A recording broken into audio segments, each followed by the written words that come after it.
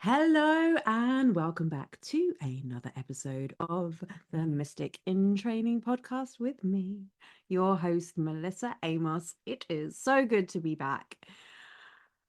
After last week's episode, where we were speaking about what happens when everything goes wrong, it started to lead to some really interesting conversations, and particularly this dance between visualization, manifestation, and surrender.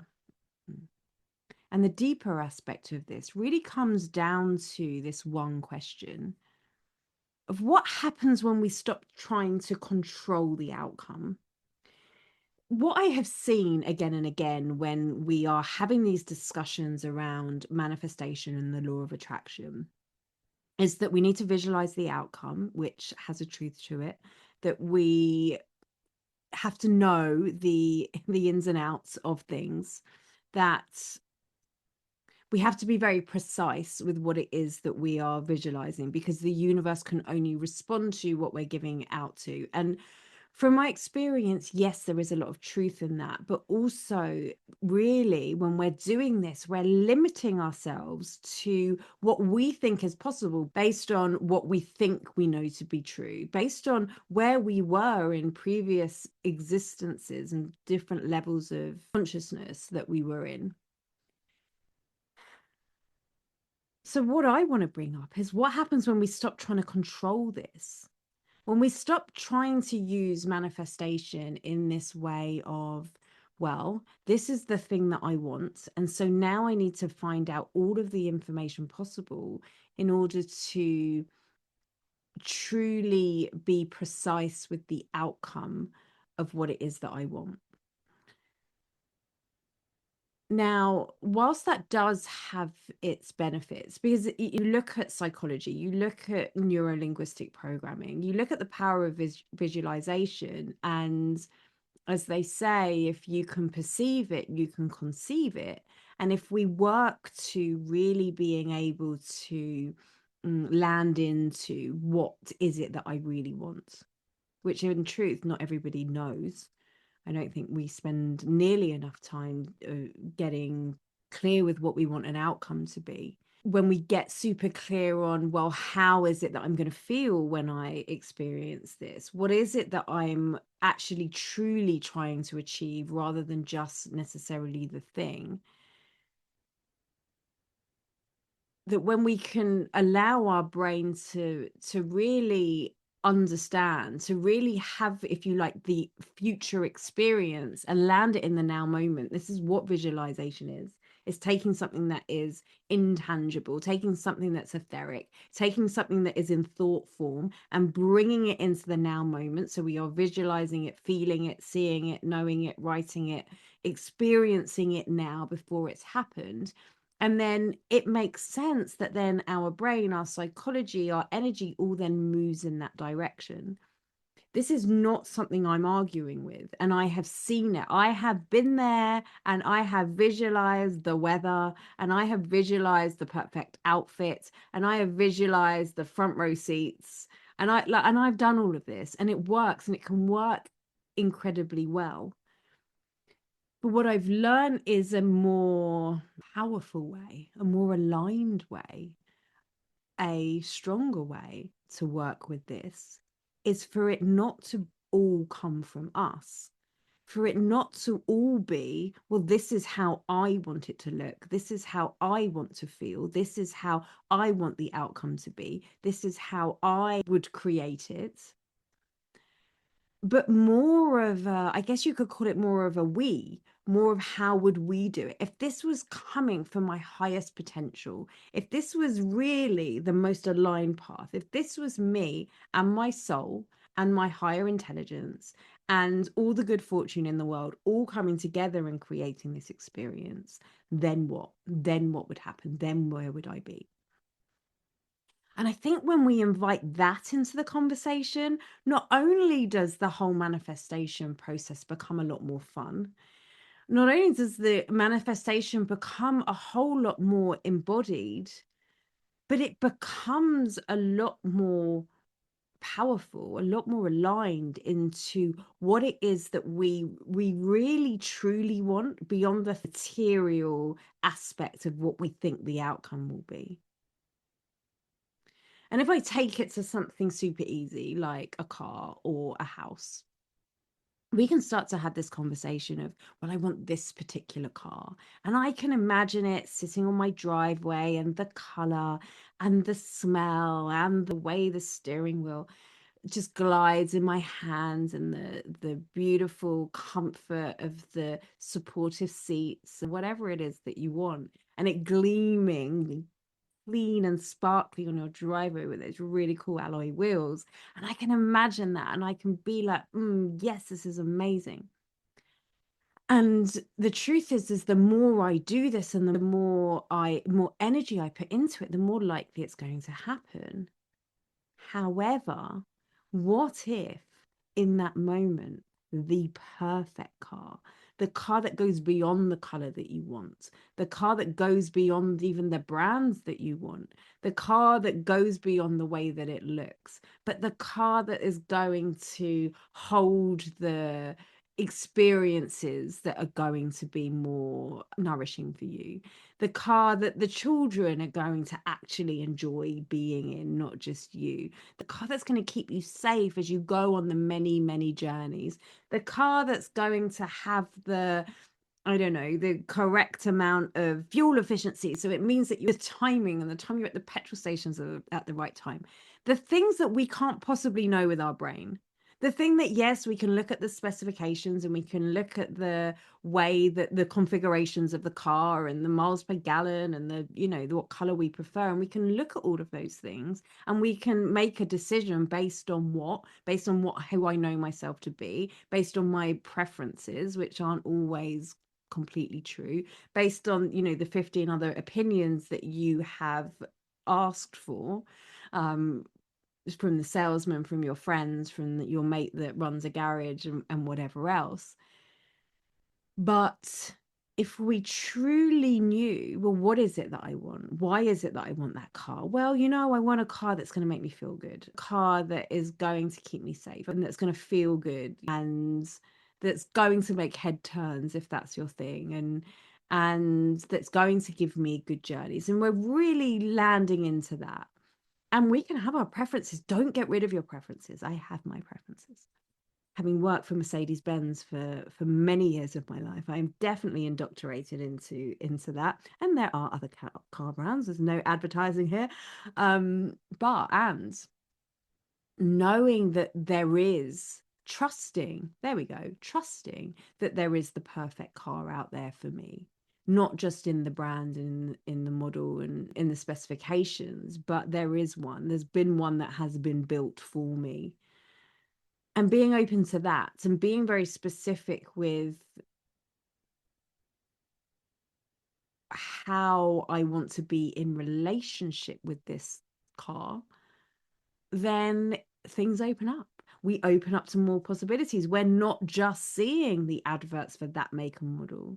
We're starting to see something else. We're overhearing other conversations. We're open to more possibilities. And then we're opening up to the signs and the synchronicities and the opportunities that we might have been closed off to before.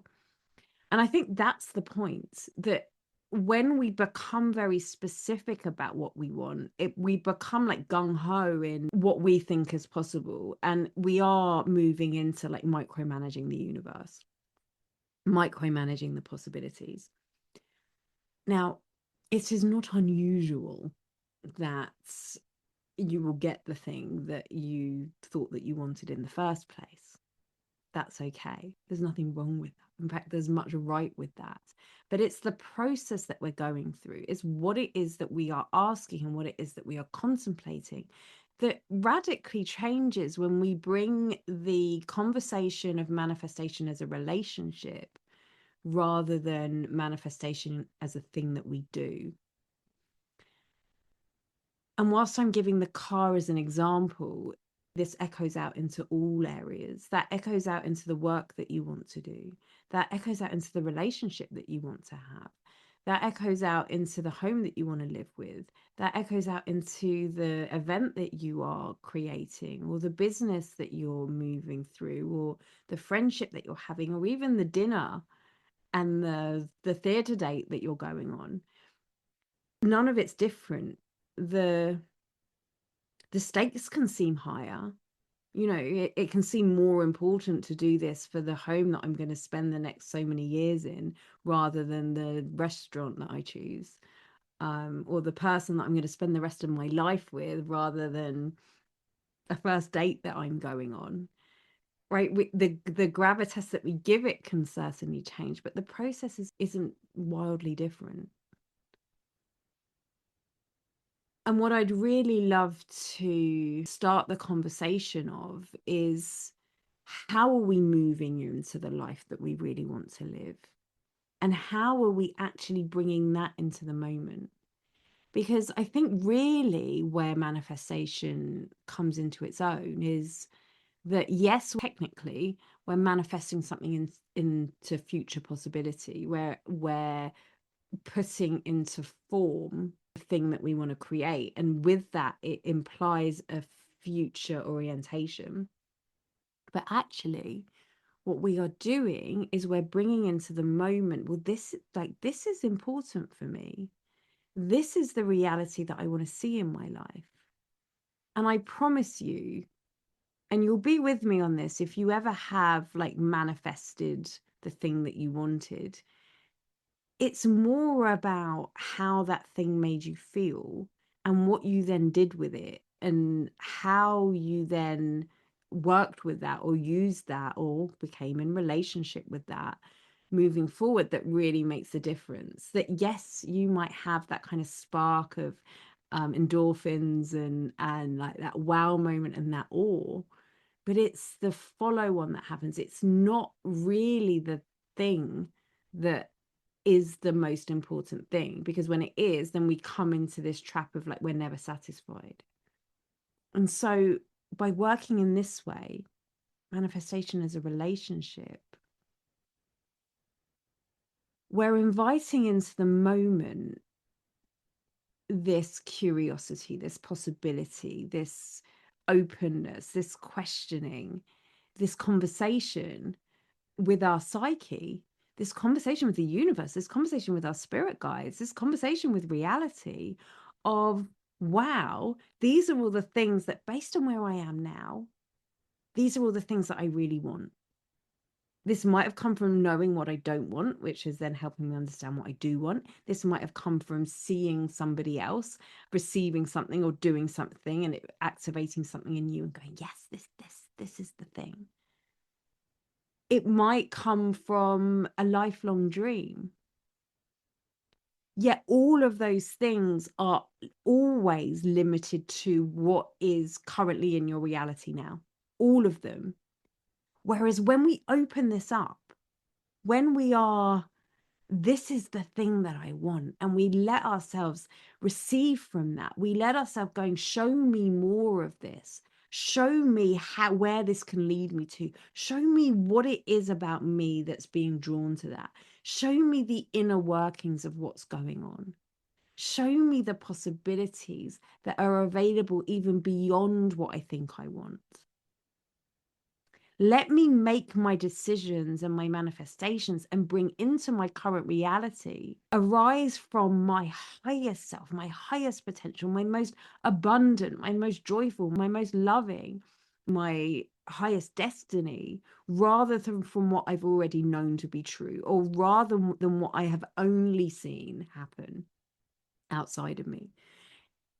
There's countless anecdotes about how this works in real life, like with the 3-minute mile, like as soon as something happens, then suddenly there's this cascade of other people doing the same thing. But it took somebody to go, okay, well, this is where I am, and this is where I am, and I wonder what is possible. This is where I am, and show me. This is where I am, and I'm open to more. This is where I am, and how does it get better than this? that question is not just for when things are going wrong.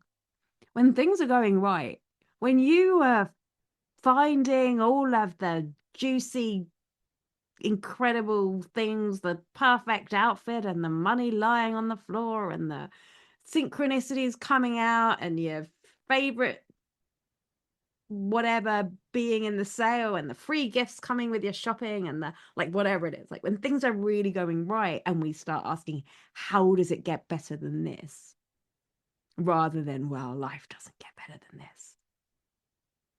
Can you feel the difference? That when amazing things happen, this is it. We go on holiday and we're like, well, it does not get better than this. Oh, it does. It can. And it starts with this conversation. How does it get better than this? And then suddenly you're lying on the sunbed thinking like this is the best thing ever. And then that drink that you've never drunk before, this house special cocktail that they've just created from this new barman who's quite nice to look at too, comes over and goes, you know, I tried this, and you're like, oh, this was made for me. This is giving me more. Thank you, universe. How does it get even better than this? And then that perfect breeze comes and you're like, wow, how does it get better than this? And then they come over and they say, madam, we have just got this new private area and you want to come over here? And you're like, oh my God, how does it get better than this? And we keep this open and we stop trying to manage that. And if I come back to the car, and we're so specific about the color and the shape and the model and the specifications, and then the perfect, the real perfect car, the one that just has that little bit more room for your kids, or the one that the radio works even better, and so you're not flicking around, and the things that you just couldn't possibly know is there, and you dismiss it because you're like, no, that's the wrong color, that's the wrong shape, that's the wrong whatever. We don't even see it, or we see it as the contrast, or we're like, oh well, it's giving me all of this, but I never get what the thing that I want. What if we trust it? Get really good at really knowing what it is that sits under the thing that you really want. And then get good at asking the questions about how it's going to come to you. This or better. That's another one. This or better. I had a friend who was trying to manifest something and she was so focused on it. It has to be this one. It wants to be this one. And I'm like, yeah, but what if a better one is there? It won't be a better one. There might be a better one. What if we just changed this to I need this to this or better? This is what it really means, I think, to trust that there's always more coming, to be grateful for where you are. Yes. So this isn't coming from a place of more. This is coming from this space of I'm really grateful for where I am. I know that there's an abundance of opportunities available to me, and I'm open to the right ones coming with just the right amount of specificity that gives you the co-creation aspect. So it's not just like, give me everything that's amazing, because then the universe will be like, well, I don't know what you think is amazing. But giving the car and going, well, this is the thing I like because I like the way it makes me feel. I like the way it looks. I like the way it fits my kids in the car. Something important for me, for example, I want to make sure all of my journeys are full of joy and gratitude, and that me and my family get there safely. That's the number one priority. And I want it to look good and feel good and be comfortable and all of those things. And they're really the priority. And it's okay to want a certain level of luxury or whatever it is, that thing that's important. Get into the why it's important. I'll be the first to admit I'm a car snob. If it's not German, I'm not entirely happy. However, I'm open to more. It doesn't have to be this. Because if you think about a car, a house, a job, something like that, and you're so specific and you're like, your manifestation powers are supercharged and the universe, like, hey, she wants this one. Like, we don't know what has to happen behind the scenes in order for that to come to you. It might be something terrible has to happen to that person in order for them to move out the house. Like, we don't want that, do we? So, for the highest and the greatest good, this is what I want because this is how it's going to make me feel. And I imagine that. I use my power of visualization to really see and feel and know and hear what it would be like to actually have the thing, and then be open to what the actual thing is. For me, that comes with letting go of what the actual outcome is. For me, that comes with being really in relationship with the manifestation process. It's not all just about the end result. And for being open to the knowledge that I know me very well and I have higher, more abundant potential available to me that I might not yet have activated. This is what it means to keep on evolving and keep on growing. And this is how we manifest from a future version, a truer version, a more aligned version, a higher version, a more abundant version than us. This is really how we can tap in to the magic of the universe rather than what we have been led to believe, which is to micromanage the outcomes. So I'd love for you to try it. Pick something, your date night, the parking spots, the car, the house, just pick something, right? And try that method. Get in relationship. Speak to your guides. This or better. I wonder what potential is available to me. I wonder how it gets better than this. Walk into that perfect space and go, this is amazing. This is perfect. And I'm open to the miracles that the universe has for me. And then come back. Let me know. Let me know how it goes. I wonder how this podcast gets better than this. I'll see you next time.